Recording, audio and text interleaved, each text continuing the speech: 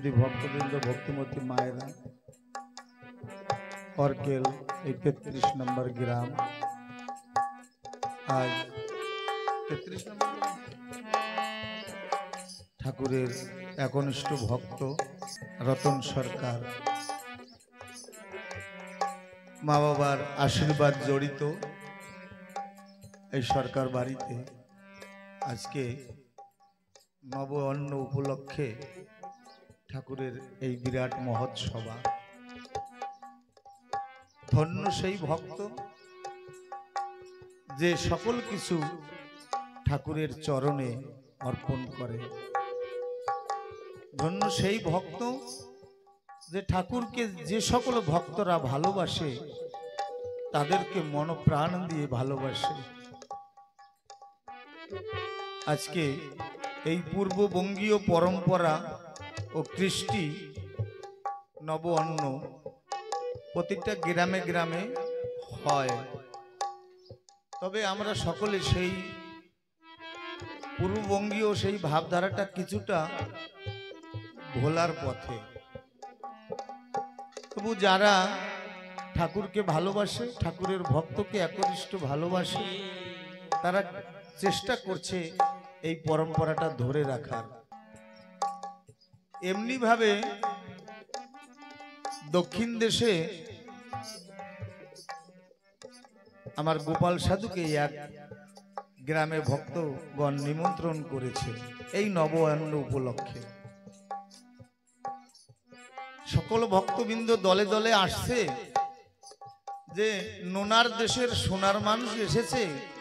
গুরুচাঁদ ঠাকুর, যাকে নন্দের দুলাল বলে ব্যাখ্যা করতেন বা ডাকতেন, সেই গোপাল সাধু এসেছে, চল সকলে দেখে আসি। গ্রামের সকল মায়েরা, দিদিরা সকলে সুসজ্জিত ভাবে সেজে গুজে সকলে পুষ্প চয়ন করে মালা গেথে দলে দলে হরি নাম করতে করতে ছুটছে। ইতিমধ্যে আমার গোপাল সাধুর দল চলে এসেছে। হরিনাম করতে করতে যখন ওই গৃহে প্রবেশ করছে,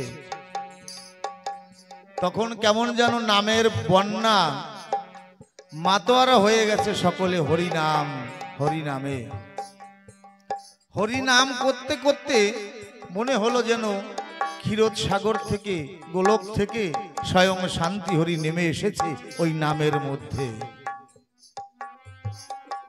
সুন্দর কীর্তনাদি হলো। সকল ভক্তবৃন্দরা আমার গোপাল সাধুকে প্রণাম করলো, যার যার মনের আকুতি, যার যার মনের ব্যথা জানালো। সাধু মশাইকে বসার আসন করে দিয়েছে। সাধু মশাই বসে কেমন যেন আনমনা হয়ে গেছে। আমার গোপাল সাধুকে কে যেন মন ধরে টানছে। বলে না, কোনো ভক্ত যদি ভক্তি ভরে একবার ডাক দেয়, ভক্তের বাধ্য ভবরাধ্য আর কি রইতে পারে। ওই গ্রামে এক মা ছিলেন বড় অভাগিনী, বড় দুঃখিনী, বড় কাঙালিনী। ওই ভাঙা ঘরের বারান্দাতে বসে চোখের জলে ভাসছে যে আজকে হরিনাম বিতরণ করে গোপাল সাধু দেশ বিদেশে কত ভক্ত তার কাছে গিয়ে কত কিছু চায়, আশীর্বাদ পায়।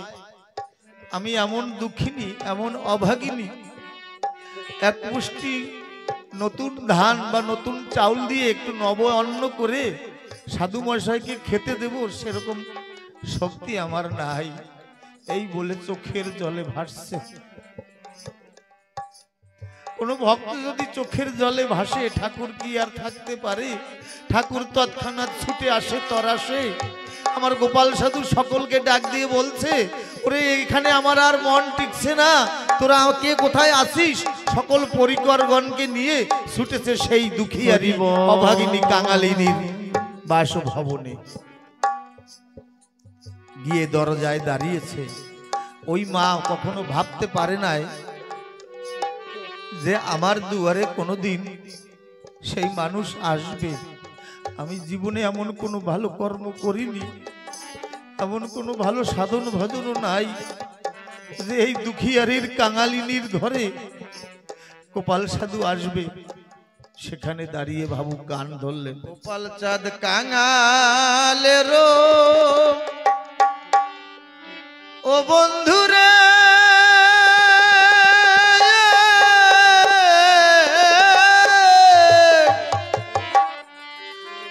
ও তুমি অনাথের ও সাথী রে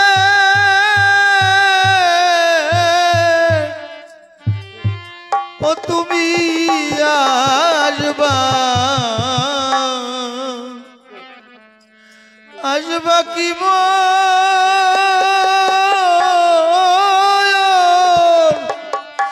এই ভাঙা ঘরে।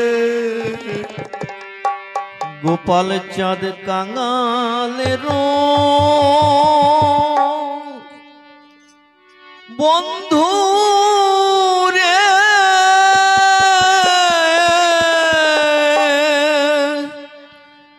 ও দয়াল নাথের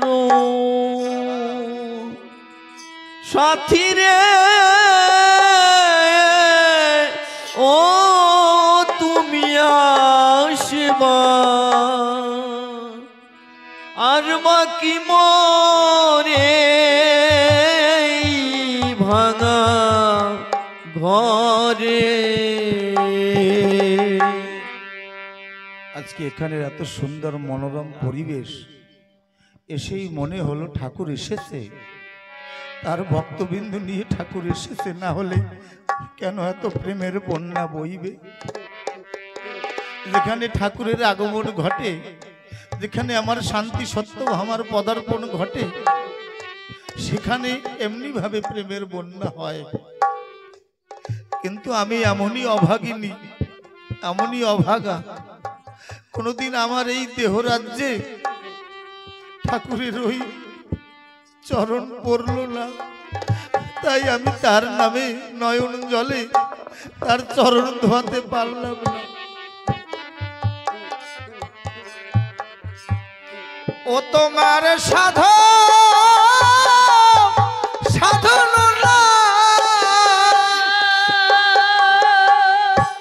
জানি রে দয়াল, তোমার ভজন জানি রে, তোমার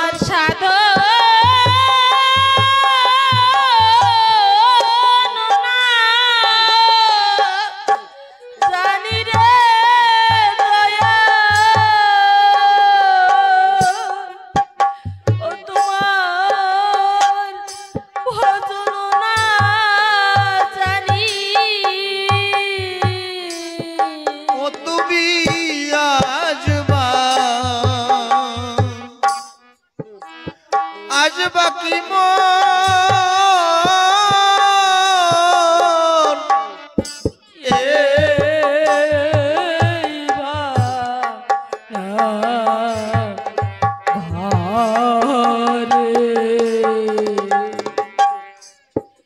গোপাল চাঁদ কাঙালের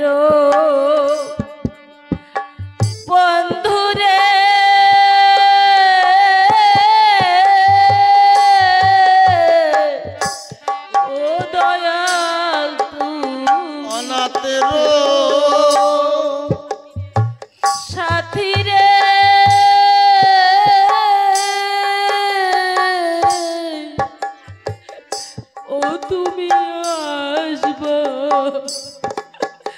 আসবো কি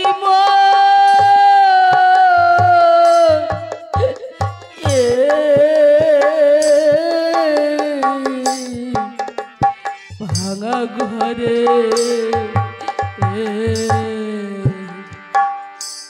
ওই অভাগিনী কাঁদছে আর মনে মনে ভাবছে কেন আসবে। ভগবান আসলে তাকে তো ভক্তিরূপী আসন দিতে হয়, কিন্তু আমার কাছে তো তাহা সেই বস্তু নাই। বসিতে আসন নাই রে দয়া,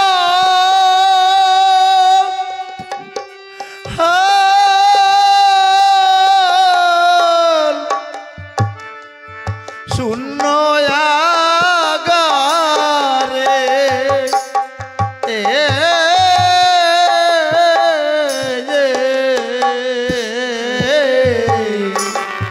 বসিতে আসুন নাই রে দায়া,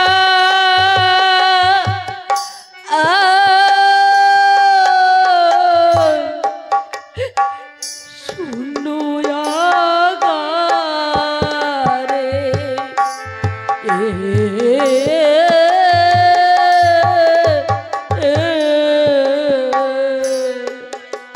ও তোমায় তুষি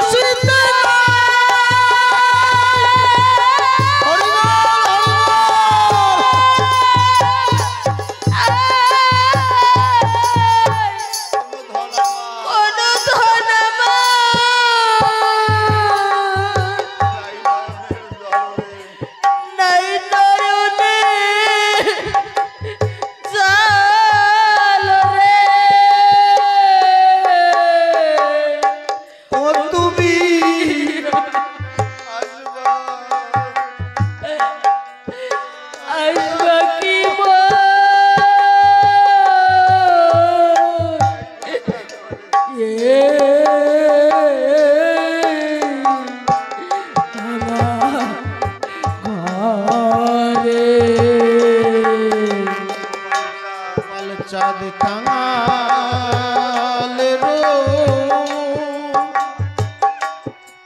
বন্ধুরে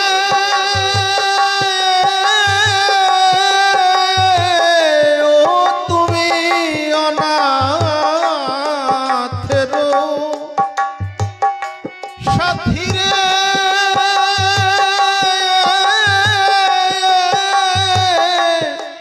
ও তুমি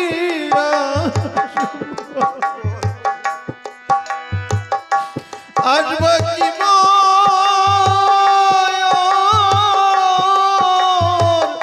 এই ভাঙা ঘরে যার নাই কোনো ভাব সকল ভাব রে দয়া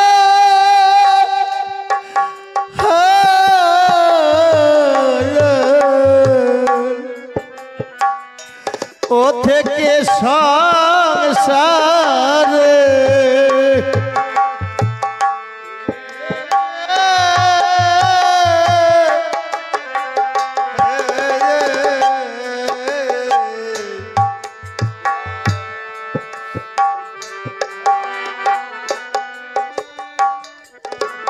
সকল অভাব রে দয়া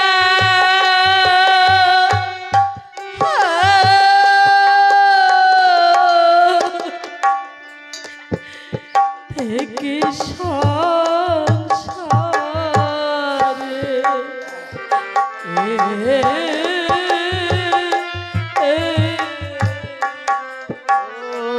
দয়াল যার নেই কোনো ভাব সকল অভাব রে দয়া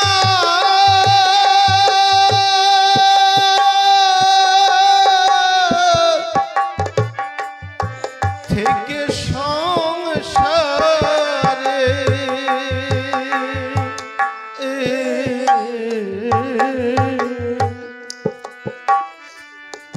ও গুরু তব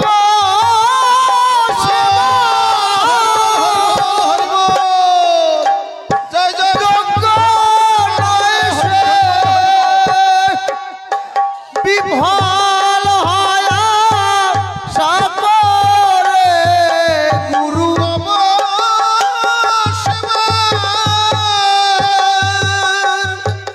যোগ্য নয় সে বিফল হয় সাগরে গুরু তব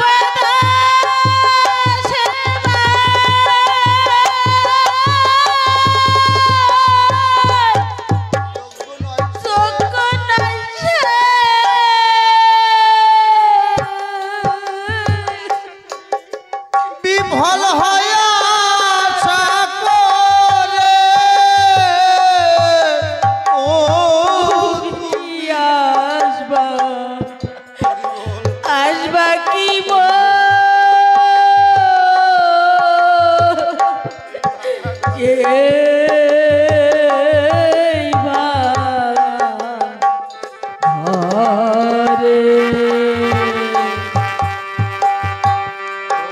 চাঁদ কাঙালেরও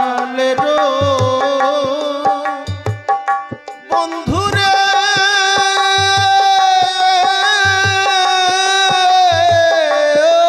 তুমি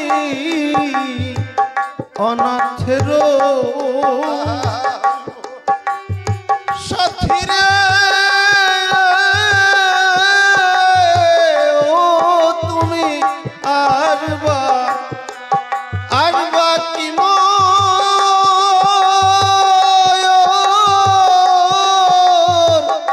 এই ভাঙা ঘরে হে বিশ্বের ভক্তবৃন্দ, এই সেই গ্রাম যে গ্রামে গুরুচাঁদ ঠাকুরের দয়ার ফসল বসবাস করে। এই আমি মতুয়া চ্যানেল এই গ্রামের বাসিন্দা। সুন্দর ঠাকুরের কৃপা ধন্য গ্রাম, ঠাকুরের আশীর্বাদের গ্রাম, কিন্তু আমার জীবনে তা ঘটেনি। আমার জীবনে সেই সুসময় আসেনি। এমন কোন কাজ করি নাই রে দয়া,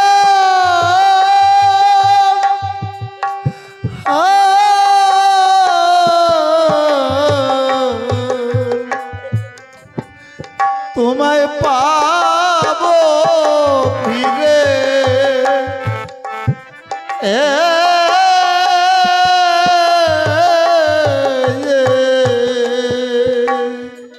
এমন কোন কাজ করি নাই রে দয়া,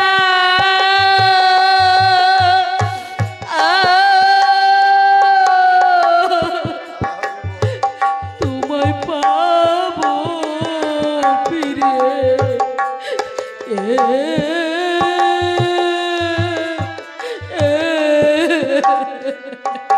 সাধু গুরুরা বলে, বেদনা যার বেদন ভরা, নয়ন ভরা জল, হৃদয় ভরা ভালোবাসা, জনম তার সফল। আমার হরিগুরু চাঁদের জন্য যার নয়ন থেকে নয়ন জল ঝরে তার জীবন ধন্য, কিন্তু আমার ভাগ্যে হলো না। ওই আমি যেমন মানুষ তেমনি থাকি দয়া, তাতে দুঃখ নাই মোর অন্তরে।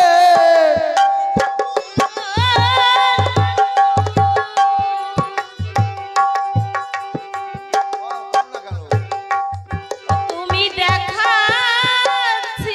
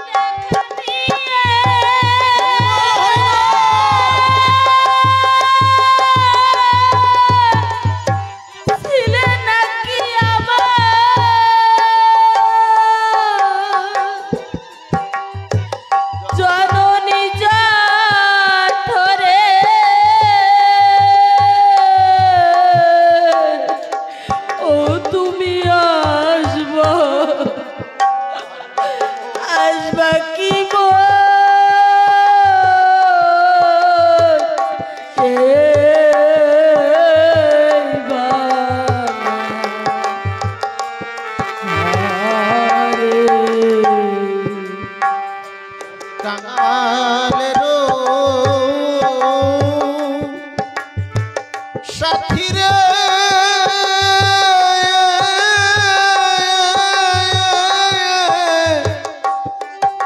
ও তুমি অনাথের সাথী রে ও তুমি আসবা আসবা কি মোরে ভাঙা ভাঙা ঘরে রসিক বলে হরি বল গোপাল বেশ দয়া ও দয়া যাও সকলার ঘরে হে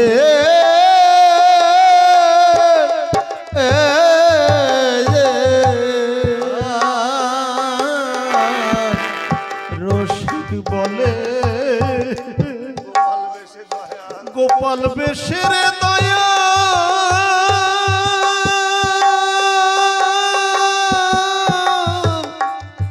যাও সকলার ঘরে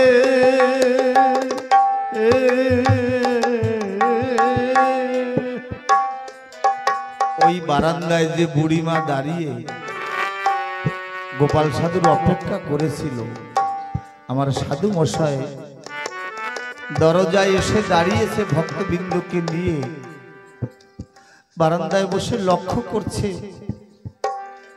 যে হে গোপাল সাধু, হে কর্তা, তুমি তো ভক্তবৃন্দ নিয়ে সবার দুয়ারে দুয়ারে যাও, আমি এমন কোনো কর্ম করিনি যে তুমি আমার এই দুঃখিনীর কুটিরে আসিবে। এই ভাবতে ভাবতে তাকিয়ে দেখে সম্মুখে সাধু ভক্তদের নিয়ে দাঁড়িয়ে আছে। আমার ওই অভাগিনী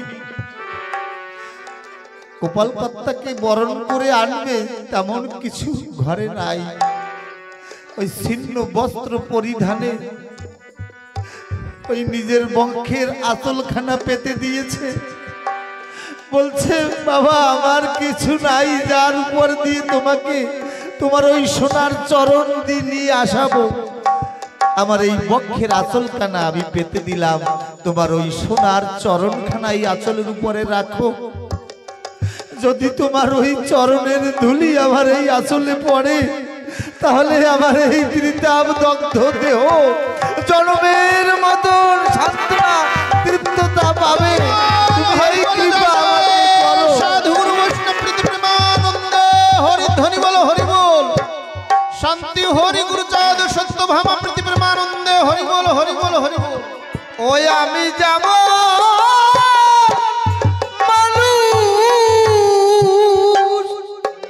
তেমনি থাকি দয়াল, তাতে দুঃখ নাই মোর অন্তরে। আমি যেমন মানুষ তেমনি থাকি দয়াল, তাতে দুঃখ নাই মোর অন্তরে। ওই আমি যেমন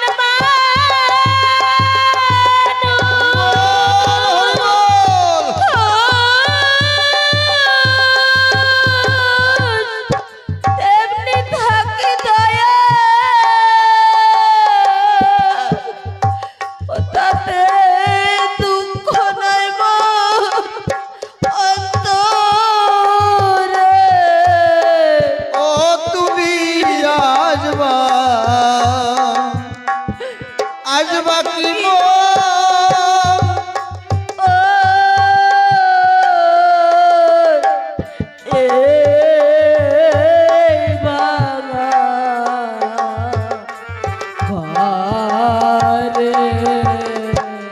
গোপাল চাঁদ কাঙালের বন্ধু রে ও তুমি অনাথের সাথী রে ও তুমি আসবা আসবা কি মোরে ভাঙা ঘরে।